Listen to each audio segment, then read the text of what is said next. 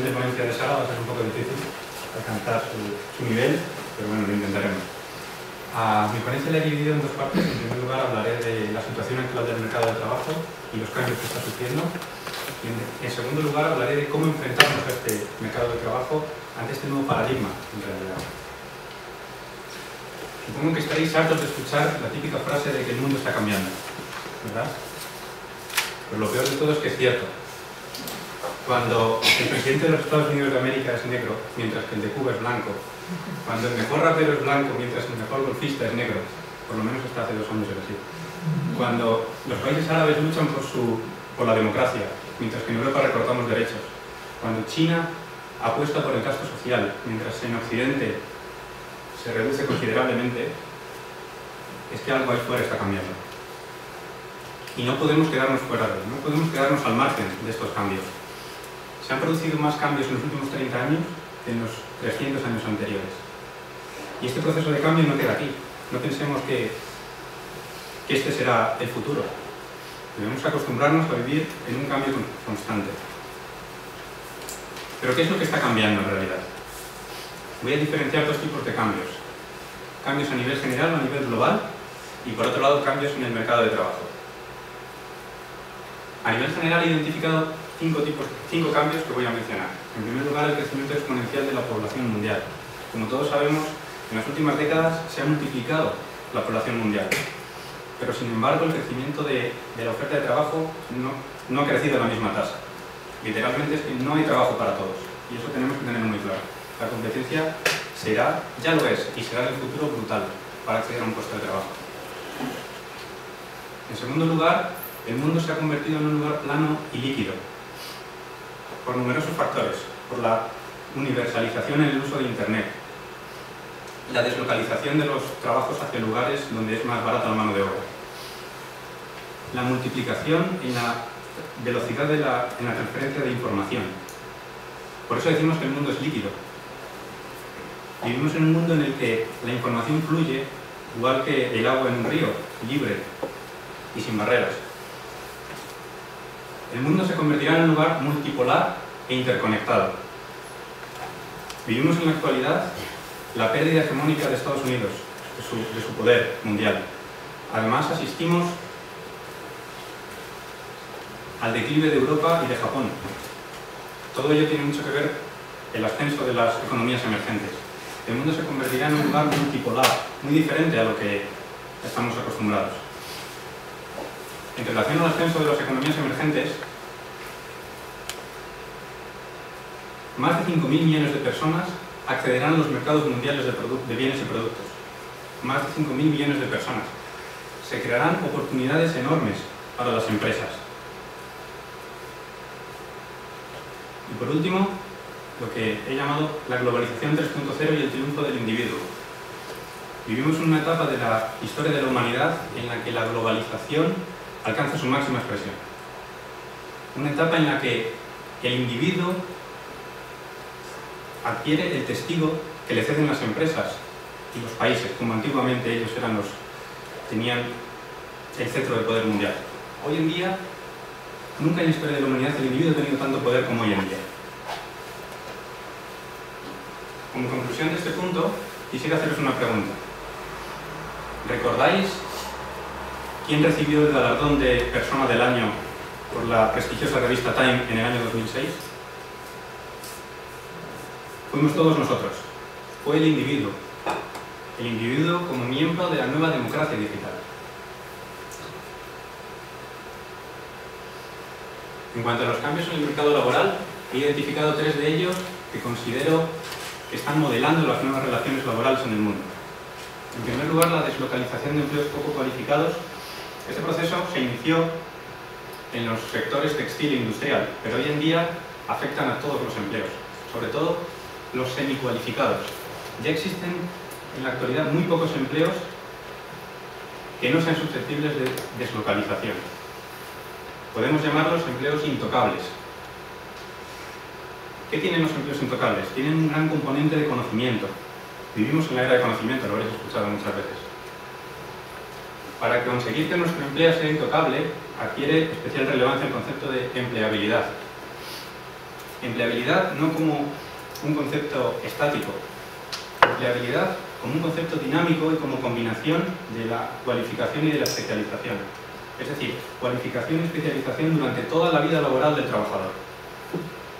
Se trata de hacer que nuestro conocimiento sea tan valioso que nuestro empleo se convierta en intocable, que no pueda ser deslocalizado. El siguiente cambio se refiere al mercado visible frente al mercado oculto de trabajo. Según diversos estudios, el mercado oculto de trabajo supone ya el 75% de las vacantes de empleo. El 75%, ¿se dice cuánto? ¿Cómo nos enfrentamos al mercado oculto de trabajo?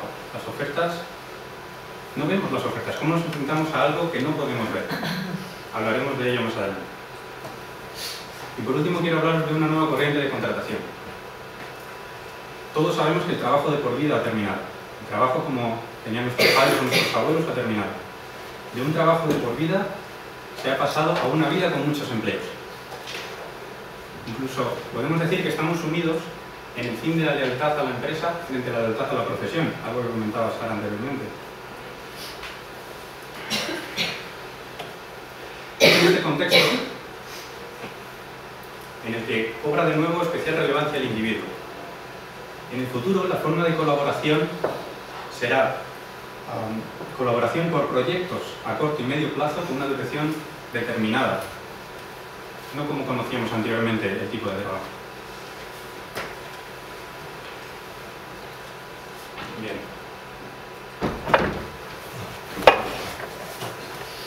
Ante tantos cambios, ante este nuevo paradigma, surge la inevitable cuestión: ¿cómo nos enfrentamos a la búsqueda de empleo? La respuesta de mi compañero Alberto y mía es a nuestro libro, El Camaleón.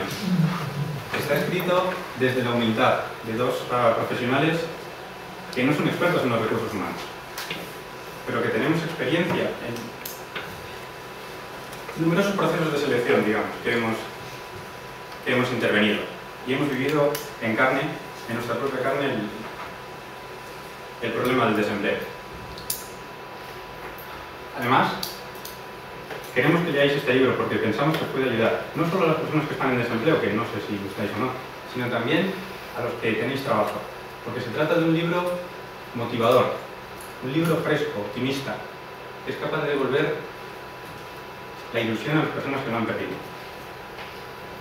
El libro narra la historia de un agente comercial de éxito que perdió su empleo y que ahora acude a los procesos de selección cargado de prepotencia. Claro, el paro no es para él.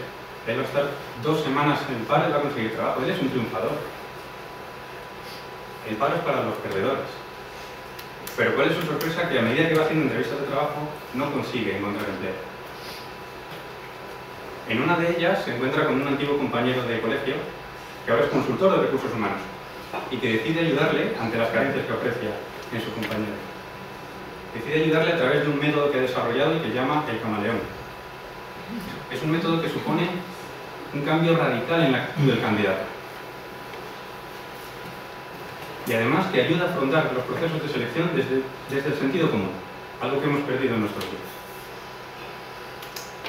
El Camaleón se basa en 7 pilares. El primero es la cura de humildad, muy necesario para todas las personas como nuestro protagonista, que se consideran superiores al resto por su anterior experiencia, por su salario anterior incluso, o por cualquier otra razón.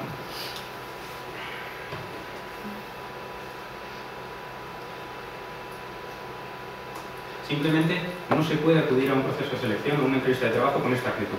Es una cualidad muy mal valorada por las empresas. El segundo pilar lo llamamos la vida más allá del trabajo. Hoy en día, las empresas valoran otras cualidades no solo las relacionadas con el puesto de trabajo, sino también relacionadas con la madurez del candidato. Estoy hablando, por ejemplo, de la experiencia internacional, de la cultura general, de la tolerancia al cambio, de la capacidad para la toma de decisiones en situaciones de estrés. Este tipo de cualidades son muy valoradas y debemos fomentarlas. En tercer lugar, lo que hemos llamado contactocracia y redes sociales. Con contactocracia nos referimos al sistema social en el que las personas que llegan a puestos más elevados en la sociedad son las que mejores contactos tienen y de mejor calidad. Esto no es algo necesariamente injusto o malo. Pensad que el desarrollar y gestionar una buena red de contactos y sacar provecho de ello demuestra una gran inteligencia emocional y relacional. Así que debemos aprender a gestionar correctamente nuestra red de contactos. Este pilar es el que nos sirve para afrontar el mercado oculto de trabajo del que hablábamos antes, con dos herramientas, con la proactividad y la marca personal. ¿Con qué nos referimos a proactividad? Nosotros proponemos que el profesional se sitúe en un estado permanente de mejora continua, en relación a lo que el mercado del trabajo demanda. Por ejemplo, no podemos esperar a que nuestra empresa o a que el INEM nos proporcione cursos de formación, nos ofrezcan ellos cursos de formación. Tenemos que ser nosotros quienes demos el paso hacia adelante y tomemos el toro por los cuernos de la formación continua. Esto enlaza con el concepto que antes hablábamos de empleabilidad. El siguiente punto es la marca personal. ¿Qué se entiende por marca personal? Es la imagen que las personas tienen de nosotros, la impresión que dejamos en los demás. Esto sí nos conocen, claro, pero si no nos conocen se van a fiar de Google, como antes comentaba Sara. Nuestra marca personal será online y serán las 10 primeras posiciones de Google. Por ello debemos gestionar correctamente nuestra marca personal. Como antes ha comentado Sara, debemos tener perfil en LinkedIn, que es obligatorio, por el número de usuarios que tiene, sobre todo. Debemos tener perfiles en otras redes sociales como Facebook o Twitter de forma optativa y además usarlo siempre de forma profesional, desde un punto de vista profesional. Debemos tener un blog, es algo que recomiendo encarecidamente, porque al igual que en el currículum simplemente listamos nuestra experiencia anterior. En el blog demostramos nuestro trabajo. Al igual que deben aparecer publicaciones, artículos, estudios, presentaciones, nuestro trabajo queda aquí demostrado. Si bien estos puntos no son obligatorios, lo que sí es obligatorio es una participación de forma activa en grupos de debate, redes sociales, foros, blogs, de nuestro campo de actividad. Y por último, mucho cuidado con los arruinadores de marca personal, que supongo que sabéis lo que son. Las fotos que nos etiquetan amigos el sábado por la noche y el domingo las descubrimos y nos avergonzamos de ello. Comentarios de terceras personas sobre nosotros. Hay que estar muy alerta para eliminarlos en cuanto aparecen. Además, algo muy curioso en este pilar es que damos solución al problema de las 200 personas que ya se han apuntado antes que tú en una oferta de trabajo. Es algo bastante curioso y te dejo que lo veáis en casa. El siguiente pilar habla de la información y adaptación. Una vez somos invitados a una entrevista, debemos empaparnos de toda la información posible de la empresa, del sector, de los competidores, del entrevistador. Esto es clave, del entrevistador. Ellos nos van a buscar, busquémoslo nosotros también. Quizá le conozcamos, quizá resulta que tenemos conocidos comunes y nos puede ayudar mucho esto en la entrevista. El siguiente pilar, lo hemos nombrado, comienza el espectáculo. Supongo que os habéis dado cuenta que desde el primer momento en que interactuamos con otros seres humanos, estamos sometidos a su juicio. Y no podemos decir que no nos importa lo que piensan los demás, porque son ellos quienes nos van a contratar. En este pilar hacemos especial hincapié a los conceptos de carisma e impacto personal, para conseguir dejar una impresión poderosa y duradera en nuestro entrevistador. Ese es el objetivo de la entrevista de trabajo. Dejar una impresión poderosa en nuestro entrevistador. La clave para estos dos conceptos que he hablado, el carisma y el impacto personal, está en la empatía con los demás. Y muy relacionado con ello surge el concepto de inteligencia emocional. ¿A qué nos referimos con esto? Estamos hablando de conocer emocionalmente lo que le sucede a los demás. Activar nuestro radar emocional para descubrir las señales que los demás nos mandan. Se trata, en definitiva, como hacen los jugadores de póker, que parecen leer la mente de sus rivales.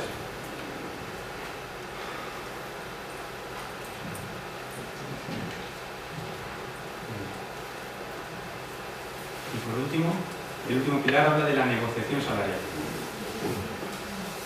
Supongo que os habéis encontrado alguna vez en algún proceso de selección interminable, ibais superando pruebas y nunca se hablaba del salario. Hasta llegar al final, donde descubrís que el salario es totalmente inaceptable. Qué pérdida de tiempo, ¿verdad? También puede suceder que antes de la entrevista ya se os haya informado sobre el salario y además se os haya dicho que es totalmente innegociable. En este caso son lentejas. Como candidatos lo que nos interesa es retrasar el momento de la negociación salarial al máximo. ¿Por qué? Porque queremos brillar en el proceso de selección, queremos demostrar nuestra valía y cuando la empresa descubra que nos quiere contratar a toda costa, en ese caso tendremos mayor poder de negociación para negociar un salario más alto. ¿Cómo se puede retrasar el momento de la negociación salarial? Podemos argumentar que no tenemos la suficiente información sobre el puesto de trabajo en cuanto a las tareas y las responsabilidades del mismo. Por tanto, no podemos hacernos una idea del salario justo para ese puesto. En ocasiones eso funcionará, pero en muchas otras no, nos obligarán a decir una cifra. En todo caso diremos un intervalo, ¿verdad?, en el que el extremo inferior coincida con la cuantía mínima que estamos dispuestos a aceptar por ese puesto de trabajo. También puede suceder que finalmente nos ofrezcan un salario que es muy inferior a nuestras expectativas. En ese caso podemos negociar el tipo de colaboración. Podemos aceptar el salario pero ofreciendo trabajar una jornada reducida o con teletrabajo. Hay muchas empresas que verán con buenos ojos estas iniciativas, aunque otras ni siquiera se lo plantearán. Bien, estos son los 7 pilares, los tenéis en el libro mucho más desarrollados. Muchas gracias por vuestra atención. Esta es la dirección de mi blog por si queréis seguirme. Y esto ha sido todo. Cedo la palabra a Alberto.